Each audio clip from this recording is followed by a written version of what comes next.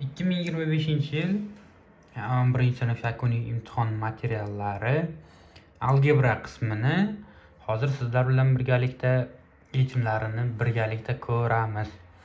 Videoni boshlashdan oldin video tagidagi podpisatsiya tugmasini va laykni bosib qo'yishingizni iltimos qilardim. Video manfaatli bo'ladi degan umiddaman va biz boshlaymiz. Birinchi mavzusi hisoblashga oid doir misollar. Bu yerda asosan logaritm berilgan. Logaritm bu mavzuni yechish uchun logaritmdagi hamma 12 ta qoidasi bo'lsa, 12 tasini ham ko'rish shart emas. Prosta oddiy qilib tushuntirganda, mana bu narsani bilsak, bizda почти hamma misol chiqar ekan. Ya'ni bu qanaqa qoida? Asoslari bir xil bo'lsa va o'rta ayirish yoki ko'paytirish bo'lsa, qo'shish bo'lsa, ayrilgan payti bo'linmaga teng bo'ladi, qo'shgan payti ko'paytmaga teng bo'ladi. O'shani bilsak, bizda hamma misol chiqar ekan почти. Birinchi misoli 250 ayrilgan 2. Bu ikkalasi ayirma bo'lgani uchun bo'linmaga o'tadi. Bular endi oddiy 11-sinf bolasiga bu narsani tushuntirish endi uyat bo'lsa kerak. 250 ga 2 bo'lsak 125, 125 ning kubi bo'lgani uchun kub oldinga tushadi. 5/5 1 ga teng bo'ladi. Bundan esa 2 chiqadi. 3 ga 2 ni qo'ysak 5. Bu ham xuddi shunday yo'nalish berib ketaveraman. Yig'indi ko'paytmaga aylanadi. Bular oddiy yechiladi. Mana bu LG degani logaritm 10 asosga ko'ra degani. Buni asosini, ya'ni darajasi mana bu darajasi logaritm 10 asosiga ko'ra bu 10 asosi bo'ladi. Darajasini 2 ga bo'lib olaman. Ya'ni 12 ko'paytirilgan 1000 qilib. 12 dan LG 12 bo'lib qoladi. Qani yozmaganmanmi? Yozmaganman. Ayni. To'g'ri ayirganman, ayirmas yo'qolib ketadi. Va bizda LG 1000 qoladi. Mana LG 1000 dan 1000 degani 10 darajasi 3 degani LG 10, ya'ni logaritm 10 asosiga ko'ra 10lar 1 ga teng bo'ladi, 3 chiqadi. 2 ning kubidan esa 8 bo'ladi va 11 degan javob bo'ladi. Men shunday yozib ketganman. Endi ko'p joy egallamasligi uchun. Yig'indi ko'paytmaga aylanadi. Bu yerda mana bunaqa narsa bor. 1/2. Bu 1/2 2 darajasi -1 degani. -1 esa bu yoqqa oldinga tushadi. 4 esa 2 ning kvadrati degani. Kvadrat bu yoqqa 2 bo'lib tushadi. -dan 2 degan javob bo'ladi. Mana bu. Bu esa logaritm 2 bo'lib qolib ketadi. Qolgani shunday. Mana bu logaritmning 6 ko'ra 1 asosda 1 bo'lsa bu 0 ga teng bo'ladi. Daraja bu. Uzr, adashib ketdim. Qolganlari ham xuddi shunday bo'ladi. Keyingisiga o'tamiz. Ikkinchisi funksiyalar, grafiklarni o'qish. Bitta lifehack ko'rsataman sizlarga. Hozir ochib oling kompyuterda.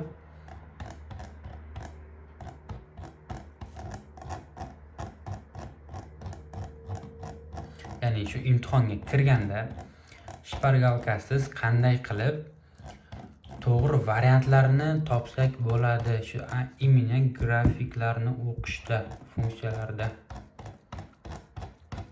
Boshini topayda men. Mana topdim.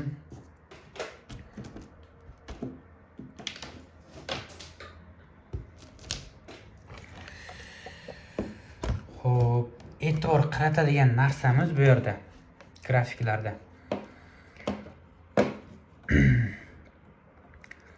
Mana bunaqa narsa berilsa har doim sinus yoki kosinusga bo'ladi. Agar o'rta 0 dan o'tgan bo'lsa, mana bu chiziq, bu sinusga bo'ladi. Sinus qanaqa bo'lishidan qat'iy nazar, y dan x sinus x berishi mumkin yoki sinus 2x berishi mumkin, farqi yo'q.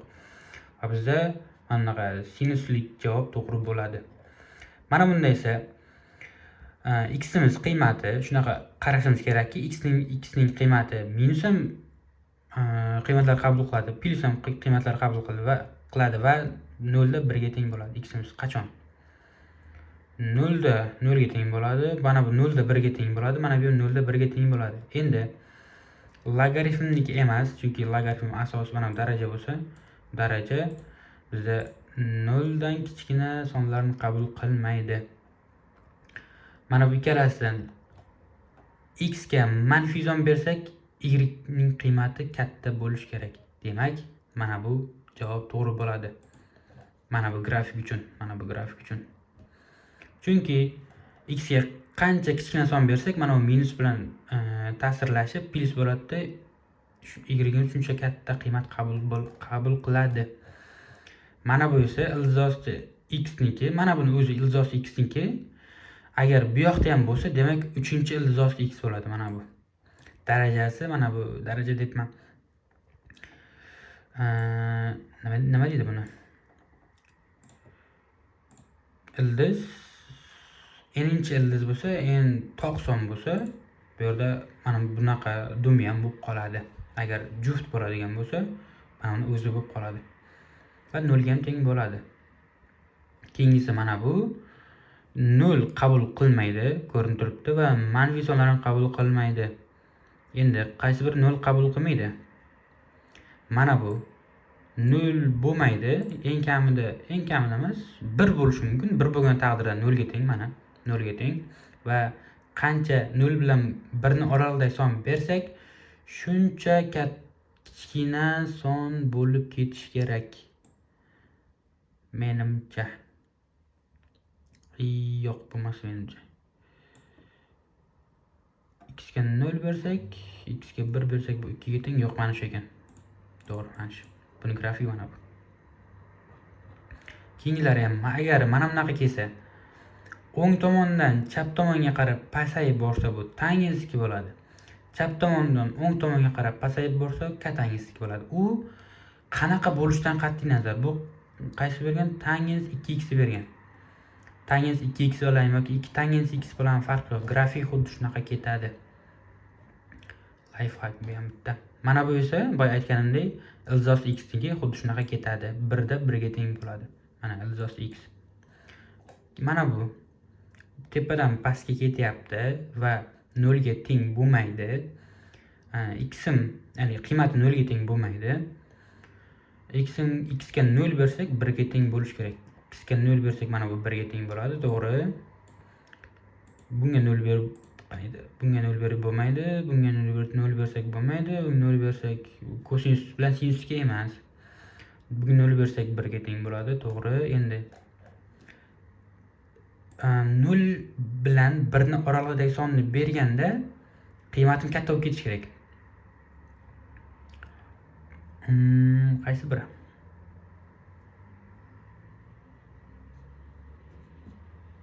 Nol bilan 1 ni oralig'idagi son bersak va qancha, masalan 2 ni bersak, manfiy son chiqishi kerak. Bu mana bu logaritmniki ekan. Minusdan logaritm 2x.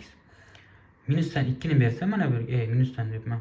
2 ni bersam 1 bo'ladi, minusdan 1 ga teng bo'ladi. Mana bu minus bilan mana bu. Va 0 bilan 1 ni oralig'ida son bo'laversa, mana bu shuncha katta bo'lib ketaveradi. Mana bu y ning qiymati. Buni aytdim. Mana bu agar markazdan o'tsa sinus 2 dedim. Agar tepadan o'tsa, mana bu bunga tegmasdan tepadan o'tsa, mana bu 3 mana bu yerda bo'lsa kosinus 2 bo'ladi. Buni aytdim, buni ham o'rgatdim, mana buni ham ko'rsatdim.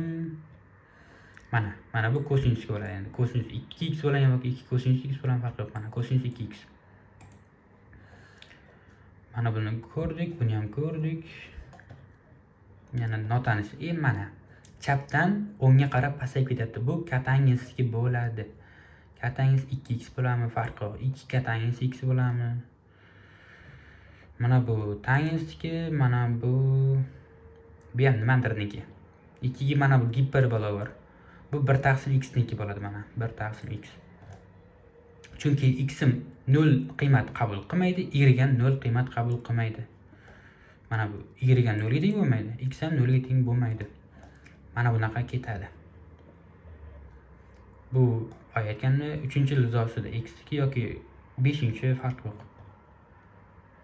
Bu kosinusniki, boya bu ilzosi x2, mana bu 1 taqsim yoki minusdan 1 taqsim x bo'lsa, mana bunaqaga teng bo'ladi. Farq yo'q. Giperbola bo'ldimi? Demak 1 taqsim qanaqadir x, 2x bo'ladimi, 3x bo'ladimi, farq yo'q. Lekin mana yerda 1 taqsim x ni berib qo'yibdi. Buni endi qarash kerak. X ga 1 beradigan bo'lsa, minus 1 ga teng bo'lishi kerak. X ga 1 berdikmi? 1 ga teng bo'lyapti, demak bu emas. X ga 1 berdikmi? Demak minus 1 ga teng. Mana shuni ikkinchisi bo'ladi. Mana buni. Sini grafikka bu boya o'ngdan chapga bo'lsa, tangizki dedik.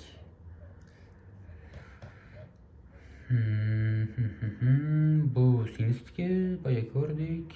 Ilzosi x, bu logaritm yo'q, logaritm emas. Logaritm manfiy son qabul qilmaydi. Mana bunaqa ketishi ham mumkin. Bu shunda 2 ko'paytirilgan 3-ilzosi x bo'lishi kerak. 2 darajasi mana. Chunki oldagi qancha koeffitsient qanaqa bo'lishidan qat'iy nazar kattalashib ketadi, anaqa yoyilib ketaveradi. Mana bu aytganda sinusga bu ham qanaqadir qiymatlar. Ko'rsatkichli tenglama va tengsizliklarga keldik.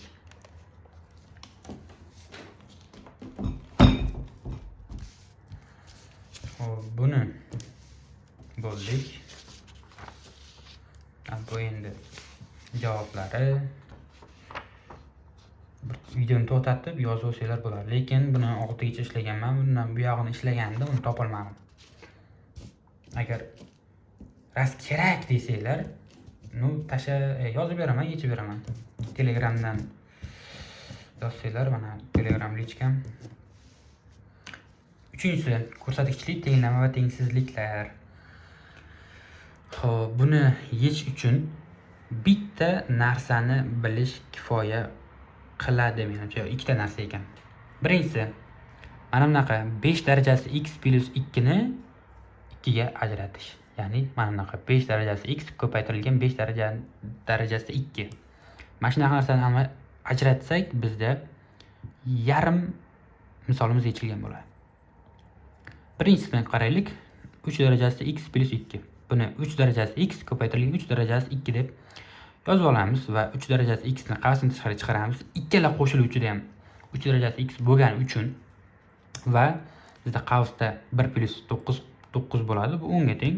Endi mana bu tengsizlik bo'lgani uchun sal o'ylab o'tkazishimiz kerak. Hozir bu 10 ni bu yoqqa bo'lishib o'tkazmoqchiman. 10 ni. Lekin o'tkazsa bo'ladimi, yo'qmi? Qachon bo'ladi, qachon bo'lmaydi? Agar tengsizlikning o'ng tomonida butun qiymat, ya'ni ozod son va o'tkazmoqchi bo'lgan sonimiz ham ozod son bo'lsagina emas, shunaqa bo'lsa o'tkazsa bo'ladi. Bu birinchisi.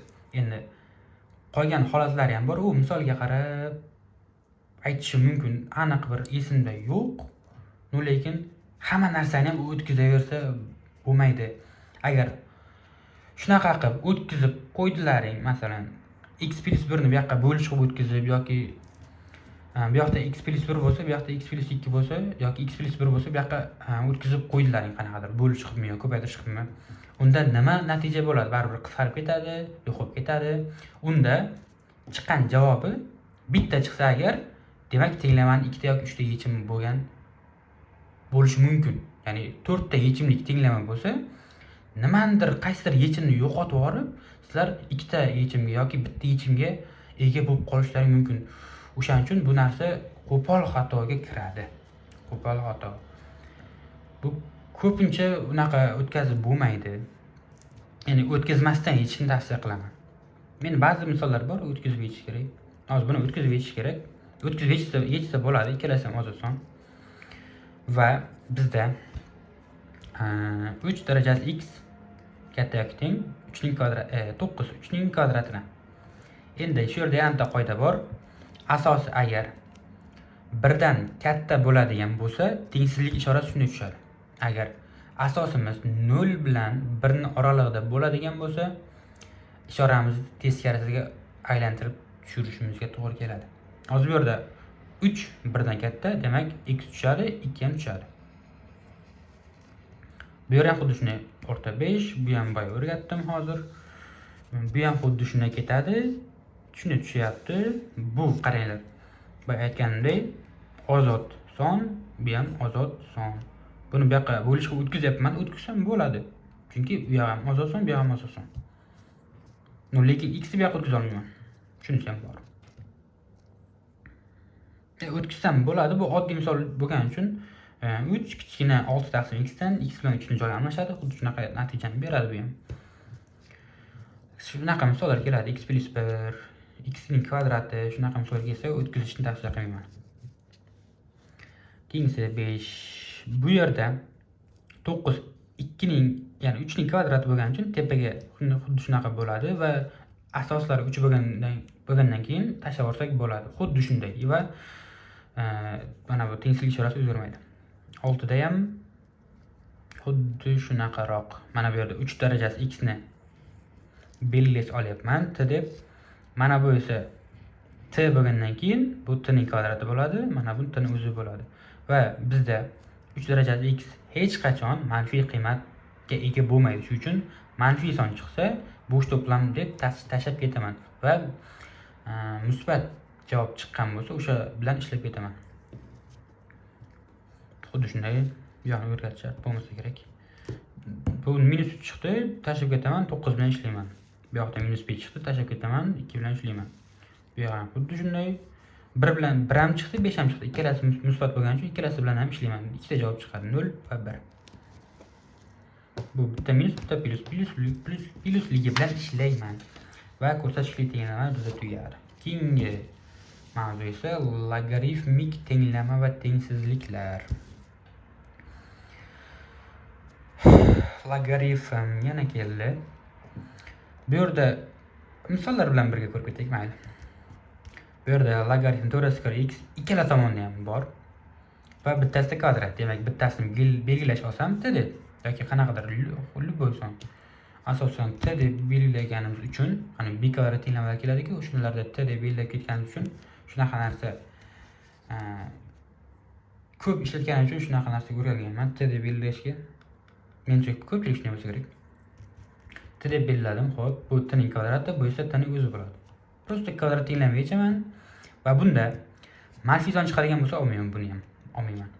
Chunki logaritmning qiymati manfiy son bo'lishi mumkin emas. Boya grafikda ham ko'rdik. Xo'p, bu endi 100 ni LG 100 bilan x ni alohida yozib oldim va o'rta ko'paytirish bo'lgani uchun qo'shib qildim. Boya aytganimdek, bu ham xuddi shunaqa. LG 100 2 ga teng bo'ladi. Mana 2 xuddi shunaqa, bu ham minus chiqqan uchun olmadim. 3 ham shunday 4 ni ajratib oldim va har biriga ko'paytirdim. Buni t deb belgiladim. Xuddi shunaqa minusli chiqdi, olmadim. Bitta x'imiz 8 degan javob chiqdi. 4 ham xuddi shunday. 4 xuddi shunday emas u. 3 bu yoqqa to'g'ri xuddi shunday. Prosta bitta t 0 ga teng bo'ladi, bitta t 3 ga teng bo'ladi. 0 ga teng bo'lgan taqdirda qaranglar, buni x ni mana bu javobni topishga o'taman. Oson usul. X bu yoqqa tushadi. Mana bu asosi buni asosiga ketadi. Mana bu esa darajaga tushadi. X ning 2 ning 0-si 1 ga teng bo'ladi. Bu yerda ham xuddi shunday 2 asosga chiqadi. Mana bu esa darajaga 2 ning ko'pi 8. 5 xuddi shunday, 6 ham tengsizlik ekan. Endi qaranglar. Logaritmda ham xuddi shu qoida amal qiladi. Ya'ni asosi mana bu asos, mana bu daraja logaritmda. Asosi 0 bilan 1 ning oralig'ida bo'lsa, tengsizlikning ishorasi qarama-qarshi o'zgarib tushadi. Agar mana bu yerda qayerdadir bormi? Bu yerda yo'q ekan. Agar mana shu 5 ni o'zi bo'ladigan bo'lsa, tengsizlik ishoram bu tomonga qaragan bo'lardi. Hozir bu yerda 0.5, 0 bilan 1 ning oralig'ida, o'shaning uchun almashib tushdi. 2 mana bu yerda. Mana bu endi aniq qiymat emas. Ya'ni aniq shu narsa optimal yechim emas. Mana bu yerdan men nima olaman? Aniqlanish soha. Chunki asosim 0 dan katta bo'lish kerak. 0 dan katta 2x katta 6 dan minus 6 dan x ham katta bo'ladi yana minusdan 3 dan. Demak, bundan ham olaydi. X plyusdan 8 katta 0 dan x katta minusdan 8 dan. Ikkalasi uchun o'rinli bo'ladigan mana bu. Endi menda javobim bo'ladi x kichik yoki teng 2 dan va katta minus 3 dan. Minus 3 2. Shunaqa bo'lish kerak o'zi. Shunaqa bo'ladi, lekin men nima qilib yozganman? Sal shoshganmanmi yoki tezlikka ishlaganmanmi? Bilmayman o'zim. Shunaqa yozmay ketganman, lekin yozilish kerak. Mana bular endi buda endi. Bunga o'zi oraliq qilganman, bundan ham aniqlanish olganman, shunaqa bo'lgan. Xullas, bu ham shunday, lekin mana bu narsa buni yozganim sababi boya bundan oldin primoy qilgandim. Primoyda shunaqa yozib ko'rsatdim. Keyin video olishga qaror qildim.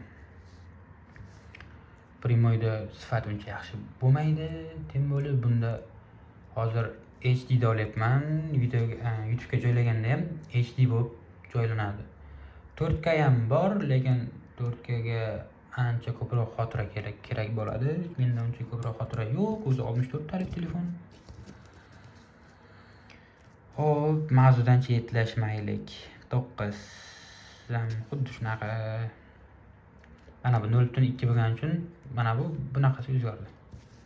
Bu ham oraliq, bir bala. Logaritmik tenglamalarim bo'ldi. Endi trigonometrik tenglama va tengsizliklar. Zo'r mavzu. Trigonometrik tenglama va tengsizliklar. Birinchi misolidan boshlasak, sinus 2x teng ildiz 3 sinus x ga. Sinus 2x ni yoy olaman. X sinus x, cosinus x, bu ildiz 3 sinus x. Sinus x larni qisqartiraman. Qanday qilib qisqartiraman? Ya'ni yo'q qo'raman. Sinus x ni 0 ga teng qilib, mana bu ikkalasini tashlab yuborsam bo'ladi. Prosta o'zini qisqartira olmayman, chunki sinus x 0 ga teng bo'lgan taqdirda ikkala tomondan 0 ga teng bo'ladi-da, tenglikni qanoatlantiradi. O'shaning uchun sinus x ni 0 ga teng qilib tashlab yuboraman.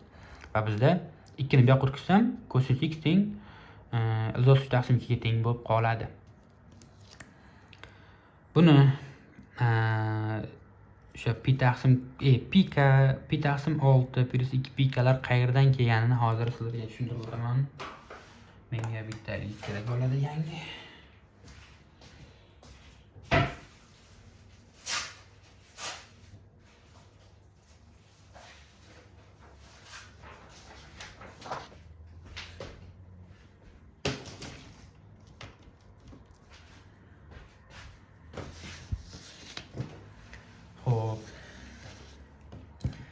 Tasavvur qilamiz, har doim o'sha sinus kosinus kelganda mana bunaqa aylanma chizib olamiz. Har doim esimizda tursin, mana bu sinus, mana bu kosinus. Agar qiymatim sinusda beradigan bo'lsa, xuddi shunaqa qaraymiz va tepa plus bu manfiy bo'ladi. Agar kosinusda beradigan bo'lsa, mana bunaqasiga qaraymiz, bu yoq plus minus bo'ladi. 0 nuqta mana bu. Mana 0. Endi bizda berilyapti kosinus x teng ildiz 3 taqsim 2. Kosinusda ildiz 3 taqsim 2 ning qiymati endi topshirib o'taman. O'zi 3 ta asosiy qiymat bor. 1 taqsim 2, ildiz 2 taqsim 2 va ildiz 3 taqsim 2. Sinusda bu qiymatlar o'sib boradi. Kosinusda esa kamayib boradi. Ya'ni 30 gradus, 45 gradus va 60 gradus. Sinusdagi. Kosinusda esa mana bu 60 gradus, 45 gradus va 30 gradusga teng bo'ladi mana bu narsa. Bu eslab qolishning oson yo'li. Men shunday qilib eslab qolaman. Ya'ni sinus 30 nimaga teng bo'ladi? 1 taqsim 2 ga. Sinus kosinus 60 esa 1 taqsim 2 ga.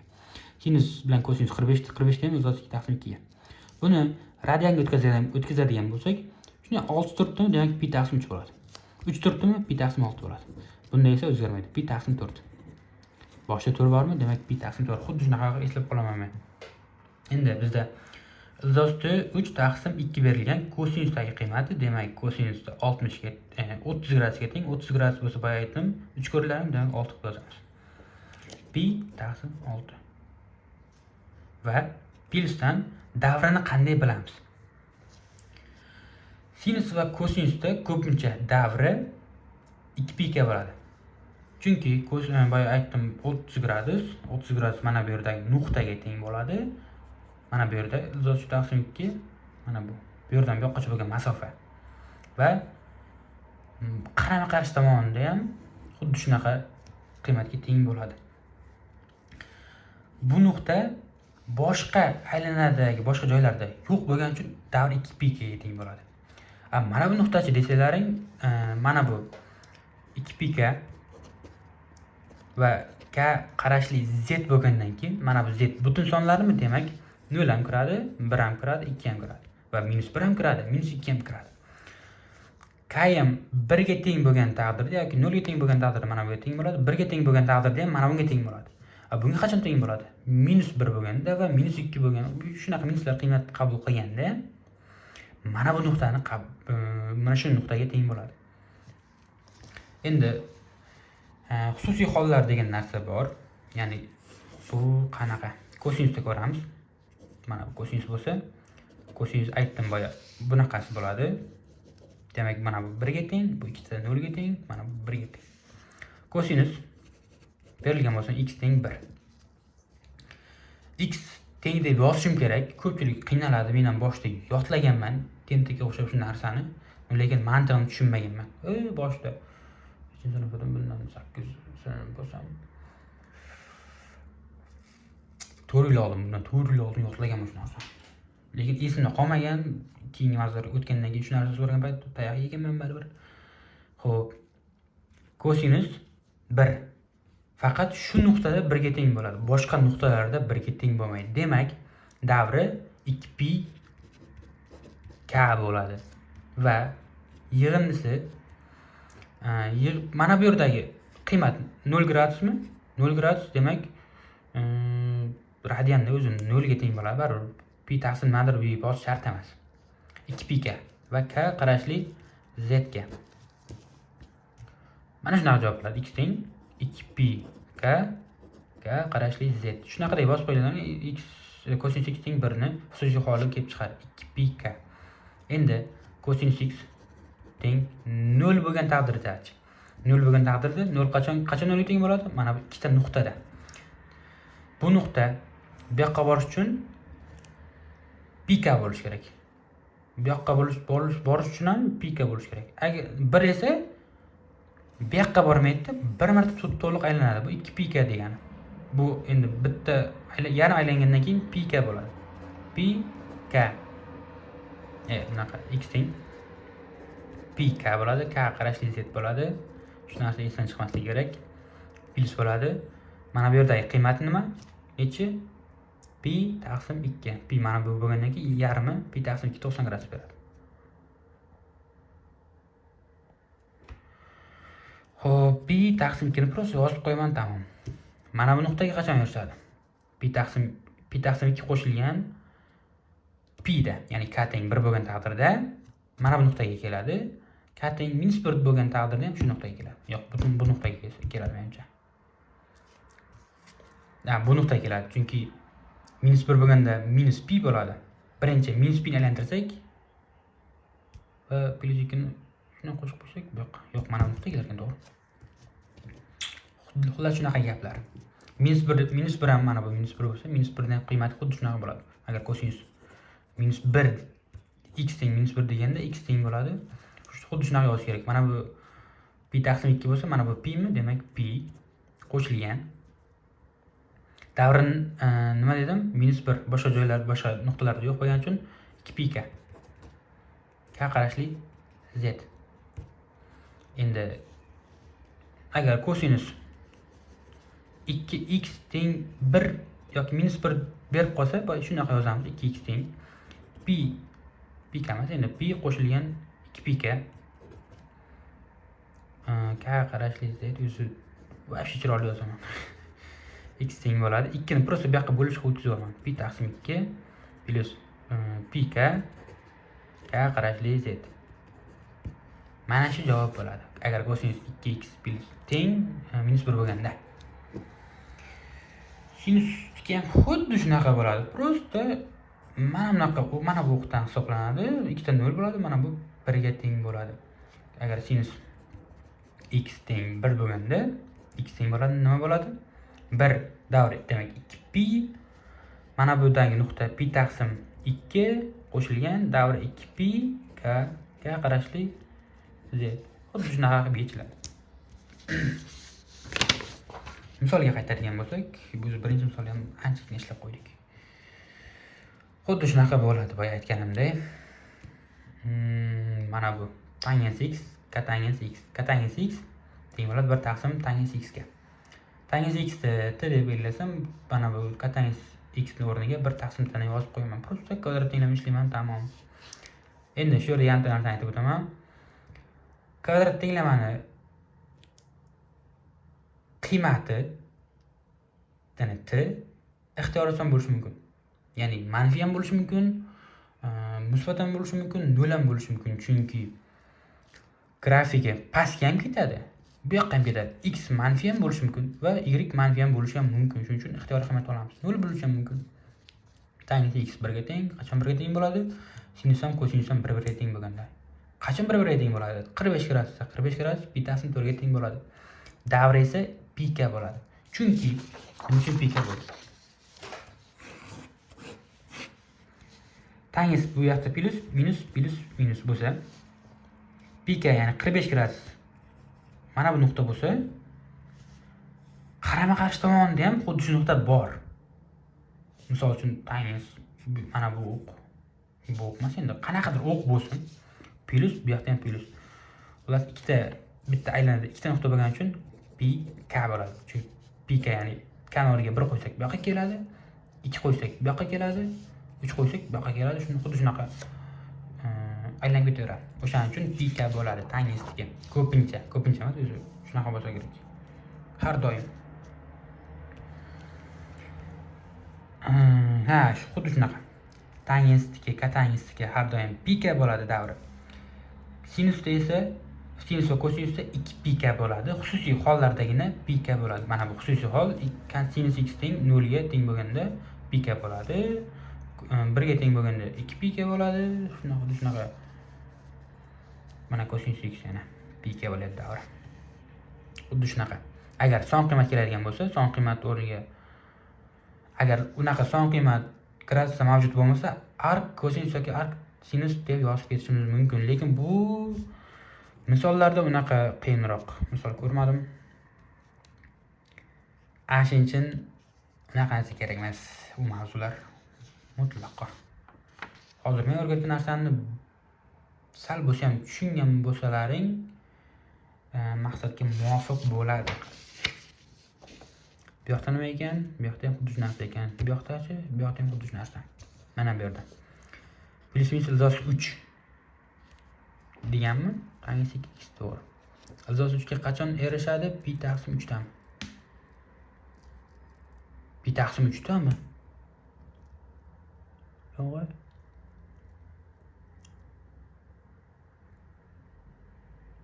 Menimcha shunaqa. Ilzosi 3 taqsim 2 taqsim 1 anaqa. Ilzosi 3 taqsim 2 taqsim 1 taqsim 2 bo'lganda bu bilan bu ketib, ilzosi 3 o'zi qoladimi? Demak, mana bu tangens bo'lyapti, demak sinus qiymati, mana bu kosinus qiymati bo'lishi kerak. Sinus qachon kattaroq qiymat, ya'ni 3 ta qiymat bo'ladigan bo'lsa, katta qiymat mana bu, demak 60 gradusda sinus. Kosinus ham 60 gradusda mana bu qiymatni beradi, ya'ni 1 taqsim 2. 60 gradus demak pi taqsim 3 bo'lishi kerak. Nega bu yoqqa 6 yozdim? To'g'ri, 6 bo'ladi. 2 bu yoqqa bo'lishga o'tadi. Xuddi shunaqa yechiladi. Keyingi mavzu funksiyani xoslasi yordamida tekshirish degan mavzu ekan. Bu yerda asosan 3 ta narsa kerak. Statsionar nuqtalarni topish, o'sish yoki kamayish, qachon o'sish, qachon kamayish va minimum, maksimum qiymatlar, ekstremum qiymatlar topishni o'rganamiz hozir. Bizga funksiya beriladi. Mana bunaqa qilib statsionar nuqtalari hosilasini 0 ga tenglab topamiz. U bitta qiymat bo'lishi ham mumkin, ikkita qiymat bo'lishi ham mumkin, farq yo'q. Bitta qiymat bo'lganda nima bo'ladi hozir? Bunda ko'rib ketamiz. Statsionar nuqtalar hosilasini hosila olish qiyin bo'lmasa kerak. X dan hosila 1 ga teng, bundan hosila 4x kvadratiga teng bo'ladi. 0 ga tenglasak, bu yoqqa o'tadi yoki bu yoqqa o'tadi, 1 ga teng bo'ladi, bu yoqqa yo'qolib ketadi, 4 ga teng, teng plus 2 chiqadi. Ikkita qiymat chiqadi. Va ikkalasini ham shu endi statsionar nuqta bo'ladi va o'sish va kamayish topayotganda ikkalasi ham olib borib qo'yiladi va 0 ham olib borib qo'yiladi. 0 endi kiradimi, kirmaydimi, shunaqa narsalarga olib borib qo'yiladi. Bunda olib borib qo'ydik va bu yerdagi qiymatlarini olib borib qo'yamiz. Hosila olingandagi funksiyaga olib borib qo'yamiz, menimcha. 0 qo'yadigan bo'lsak, 0 qo'yib bo'lmaydi. Ya'ni 0 qo'yib bo'lmaydi, to'g'ri, chunki mahraj x bo'lyapti. X ning kvadrat bo'lyapti. Ashinchin mahrajni 0 dan kiritilib ketiladi. Statsionar nuqta mana ikkita 0 dan farqli bo'lsa ham mana bu yerda 0 kiritib ketilishi kerak. Endi o'sish va kamayishni qanday topamiz? Qo'ydik nuqtalarini, oralarini belgiladik, plus minus qilib va qachon o'sadi, qaysi payt kamayadi. O'zi plusda o'sadi, minusda kamayadi. Buni bildik endi. Bundan keyingisi minimum va maksimumni topish, aniqlash. Qaysi biri minimum, qaysi biri maksimum. Bizda oralig'imiz musbatdan manfiga o'tayotganda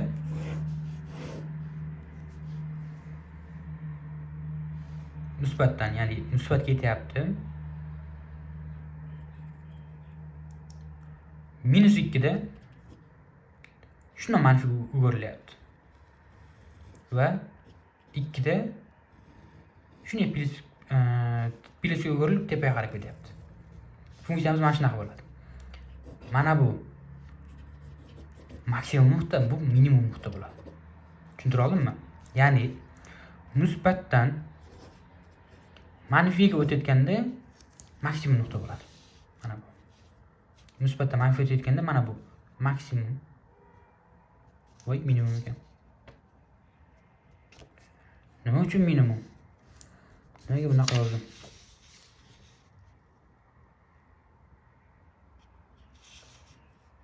Maksimum 2 deyapman.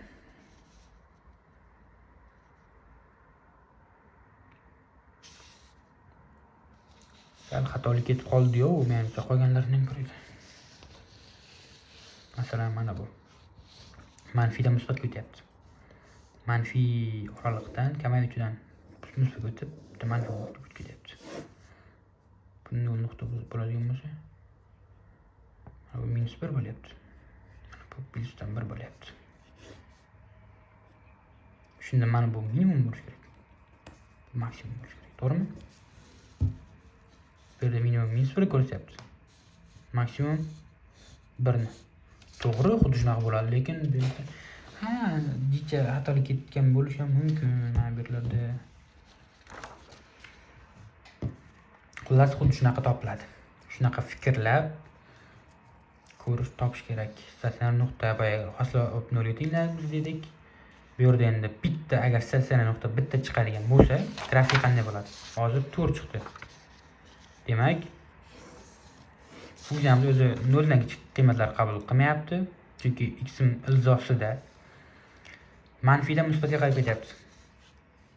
Shunday ketyapti funksiyam, mana bunaqa ketyapti. 4 dami? Mana bu 4 da shunday burilib tepaga qarab ketyapti yoki qanaqadir bu yoqroqqa ketyapti. Mana bunaqa qilib ketyapti. Mana bu bizning endi minimum nuqta bo'ladi.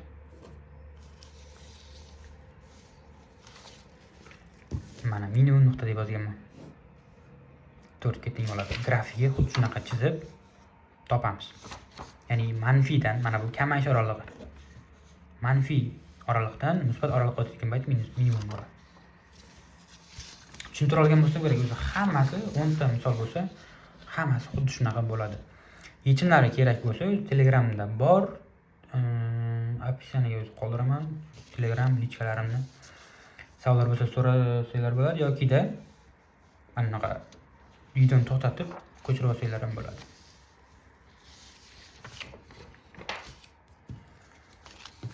Mana bu ham 7, 8, 9, 10. Hammasi shunaqa. Mana bularda hosilani sal murakkabroq berilgan. Endi hosila mavzuni o'tganda o'zi mana hosilaga keldi. Hosila yordamida yechiladigan masalalar. Har bittasiga izoh berib ketaman. Birinchi misol. Shunaqa masala berilgan, o'zim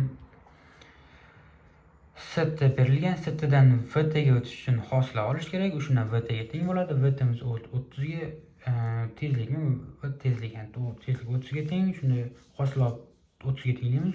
Xuddi shunaqa yechiladi hammasi. Hosilada qanday olinadi? 3 dan hosila, ozod sondan hosila 0 ga teng. T'dan hosila T tushib ketadi bitta, ya'ni ozod bo'lsa, ya'ni bitta o'zi bo'lsa. 2 dan hosila T kvadratdan hosila daraja bo'lsa, daraja oldinga tushadi, darajadan 1 ayriladi. 4 T bo'ladi, mana bu 6 o'zi bo'ladi. Xullas shunaqa. Bundan hosila daraja oldinga tushadi, darajadan 1 ayriladi va ichidan bitta hosila olinadi. Ichidan hosila olsak 3x ayrilgan 1. Va x0 teng 1 bo'lgandan keyin mana bu x0 degani hosila o'sha o'rniga 1 ni qo'ydik. Mana hosila 1 ni qo'ydik, 8 chiqdi.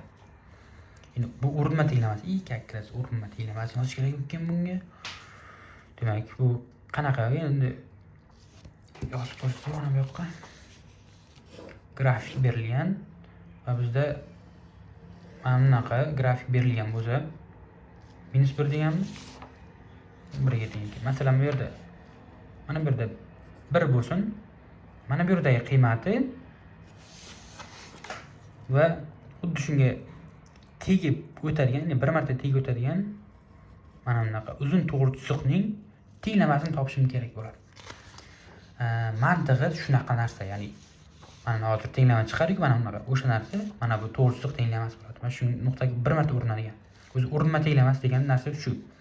O'sha funksiyada mana bunaqa funksiya yoki mana bunaqa deylik. Bunaqa bo'lsin. Mana bunaqa deylik. 1 yoki 0.5 x 0 ga 0.5 qo'ygan taqdirda mana bu yerga teng bo'ladi, mana bu nuqtaga. Bu funksiyaga mana shu nuqtada bir martagina urinib o'tadigan to'g'ri chiziq. Mantig'i shu narsa. Yoki deb bunaqa parabola berilgan bo'lsin. Hamma tushunadigan tilda. Ana qilay. Tushuntiray. Parabola berilgan bo'lsin. Mana bu 3 ga teng. Mana bu 9 midi? Xuddi shunaqa. Shu nuqtaga prosta bir martagina urinib o'tadigan to'g'ri chiziq tenglamasini topamiz. Bu yerda y1 -1 ga y1 1 ga teng bo'ladi. m 8 ga teng bo'ladi, x1 ham -1 ga teng bo'ladi. 1 ga teng bo'ladi. Mana bu. Shunaqa qilib topiladi. 2 ga teng. Bu yerda y o'rniga 8 qo'yganmiz. 2 ga teng bo'lgan payti m o'rniga -1. -1 qayerdan keldi? Hosilasi 2 qo'ygan taqdirda qo'yganimizda -1 ga teng bo'ladi. Funksiyani o'ziga 2 qo'ygan taqdirimizda 8 ga teng bo'ladi. Bu yerda ham xuddi shunday. Buni funksiyaga 1 ni qo'yaveraylik. 1 ayrilgan 1 qo'shilgan 1 ni 4-chisi. Bu ikkalasi qisqa ketadi, 1 ni 4-chisi 1 ga teng bo'ladi. O'shaning uchun mana bu yoqqa y1 ni qiymatini topish uchun xuddi shunaqa 1 ni qo'yib topiladi. Keyingilarda ham hozir urinma tenglamasi qayerda berilgan? Mana. Urinma tenglamasi mana boya tepada yozib ko'rsatgandek, y ayrilgan y1. Y1 ni qanday topardik? x0 nuqtani funksiyaga qo'ygan taqdirimizda bir shu mana bu kelib chiqadi.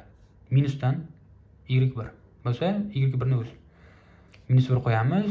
Bu ikkalasi bitta plus bitta minus bo'lgancha ketadi. 1 ni o'zi 1 ni ko'pi 1 ga teng bo'ladi. Mana bu esa hosila 1 ga yo'q, bu nima? Ha, hosila -1 ga birga qo'ygan taqdirimizda mana bu kelib chiqadi. M ni qiymati.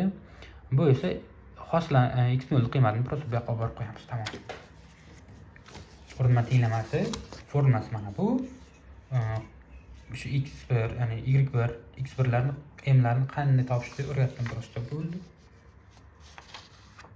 Tamom. 8, 9 va 10. Qurilma tenglamasi yozib qo'yganman. Keyingisi 8-inchisi integrallash qoidalari. Aniq integral y chiziqli trapetsiya yuzi. Bu yerda endi nimadir deb o'rgatishim qiyin. Prosta 2 bilan -1 oraliq berilgan. Bundan boshlang'ich olish kerak. Boshlang'ich qanday olinadi? X larni prosta ko'paytirib tashlash kerak. 6 bo'lsa 6x bo'ladi. X ning kvadrati bo'lsa darajaga 1 qo'shilib, ya'ni 2 ga 3 qo'shiladi va 3 o'sha pastga tushadi. Bundan hosil olinayotganda mana bu x yo'qoladi. Daraja oldinga tushib, mana bu oldinga tushib, darajadan 1 ayriladi. Oldinga tushgan paytda 3 hisob ketadi, daraja 2 qoladi. Xuddi shu narsani beradi. Va bizda 2 bilan -1 oraliq. Har doim katta sonni qo'yib ayirish qilamiz. Qavsida kichkina sonni qo'yib ayirganimiz javob ne chiqsa, o'sha sohaning yuzi o'shanga teng bo'ladi. Agar manfiy chiqib qolgan bo'lsa, demak misolda xato ishlaganmiz. Chunki yuzamiz manfiy son bo'lishi mumkin emas. 2 xuddi shunaqa, 3 ham shunaqa, 4 buni o'rgatadigan narsasi yo'q, o'zi elementar narsa.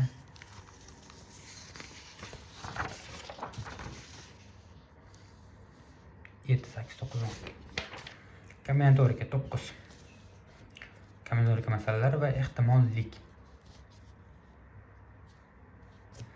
Bizga 3 xonali son berilgan birinchisida. Birinchi raqam juft, ikkinchi raqam 0, uchinchi raqam toq. Bu yerda juft son bo'lgani uchun, juft sonlarimiz 5 ta bo'lgan, raqamlarimiz 5 ta bo'lgani uchun 0 ni olib tashlaymizda 4 ta bo'ladi. Bu yerdan bitta 0 qo'ya olamiz, boshqa son qo'ya olmaymiz. Toqlarimiz esa 5 ta, har doim 0 ham 0 juft son, endi qolganlar 90. Ehtimollik endi ko'paytiramiz, 20 ta bo'ladi, ehtimollik 1/20. O'shanaqa raqam bo'lish ehtimolligi 20 tadan bitta.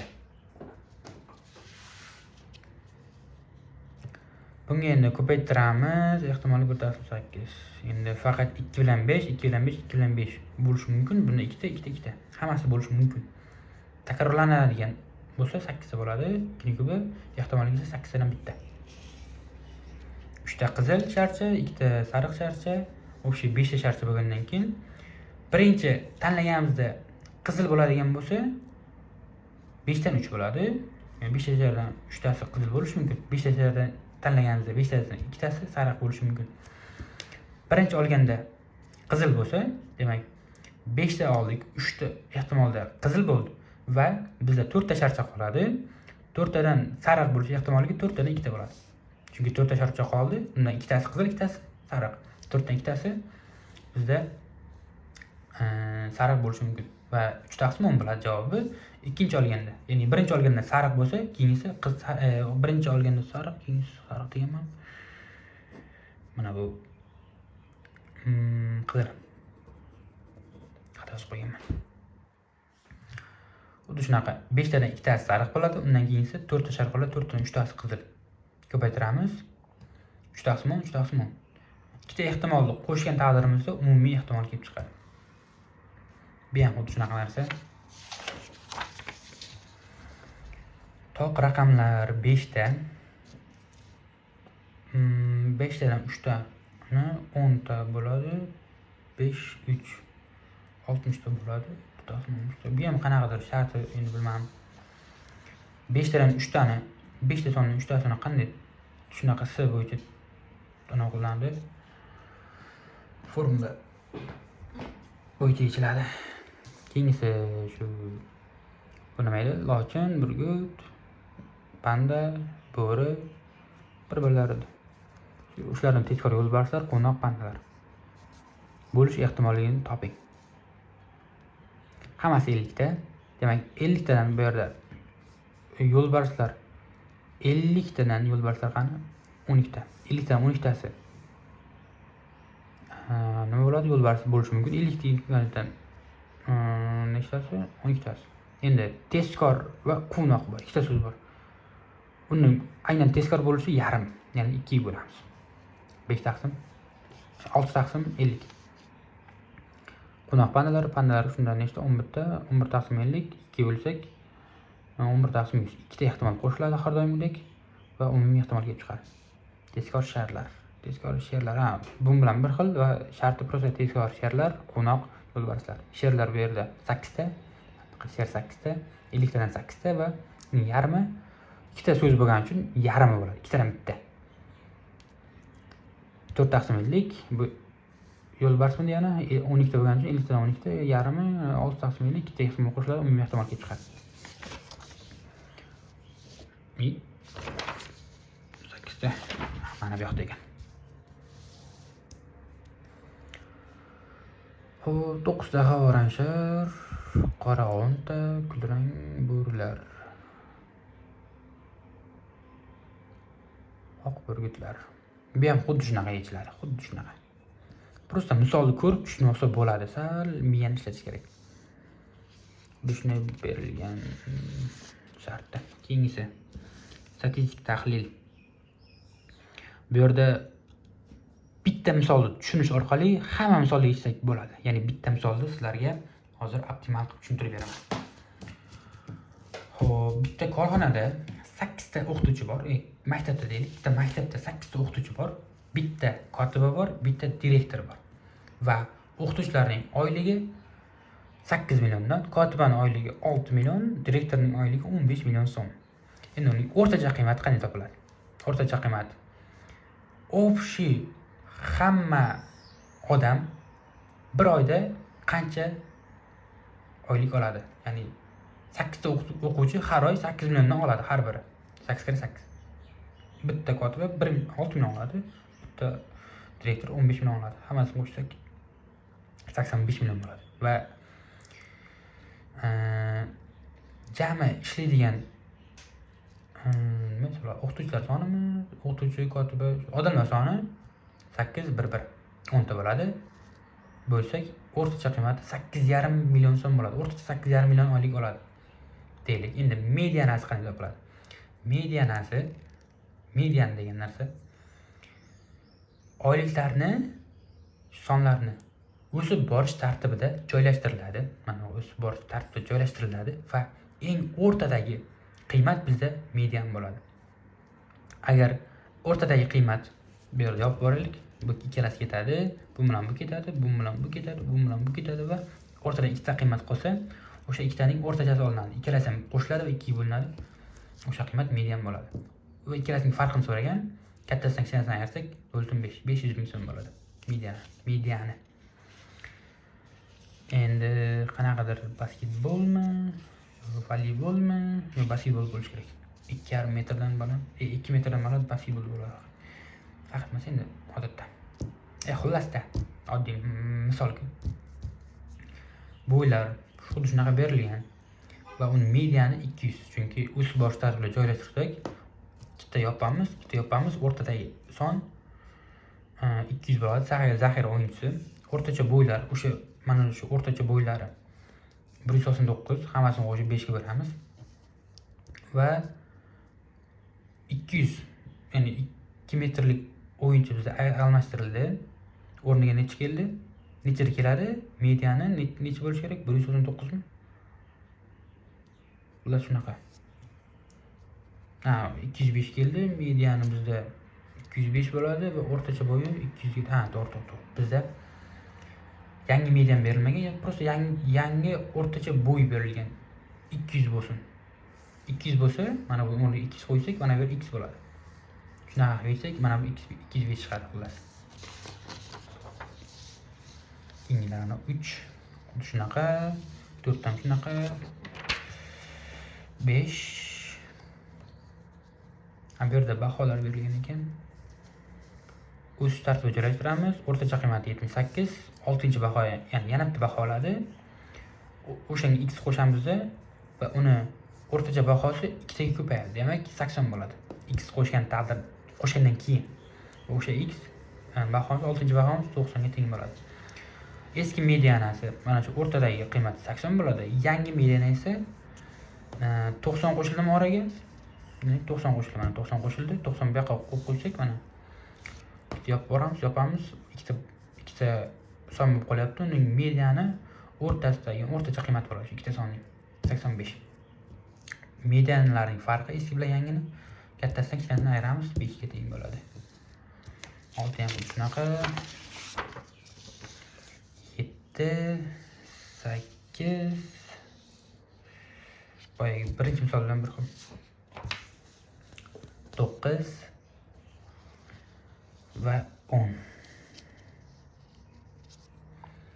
Videoni shu joyda yakunlaymiz va yana bir marta iltimos qilib qolardim. Podpisatsiya va like tugmachasini bosib qo'yishlaringni. E'tiborlaringiz uchun rahmat. Hammaga xayr. Keyingi videorolikda esa xuddi shuni geometriya qismini chiqaraman.